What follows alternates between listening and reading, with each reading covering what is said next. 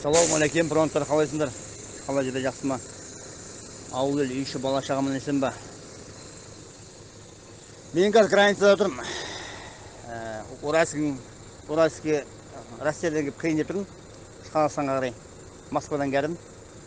Мына жерде енді Россиядан Қазақстанға өтіп жатқан орыстарда есеп жоқ, есеп. Күніне 500-600 мың адам әшейін өтіп отыр ғой, Қазақстанға қарай. Бұл жердің өзінде қазір 2000 ба, 3000 ба жеңіл машина тұр, российский. Пробка деген, страшный пробка бар.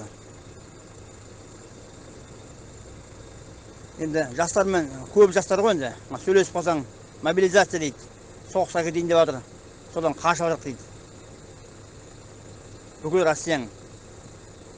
Қазақстаннан қай барасың десең, білмеймін дейді. Қазақстанның қай жеріне барамын білмеймін дейді. Главный соғыстан құтылсам болды дейді.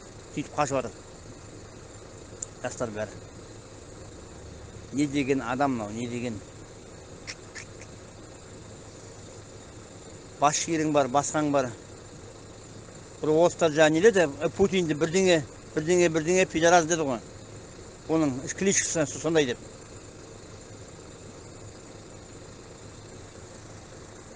Енді мына өтіп жатқан халықта есеп жоқ. Жастар, основной жастар. Үлкендер жоқ ішінде. Жастар. Машинамен де, таксимен келіп түсіп қалып, жаяу кетіп жатыр Қазақстанға қарай. Қай жаққа баратынын өздері білмейді, бірақ кетіп жатыр. Бағана бір осы айтып тұрды.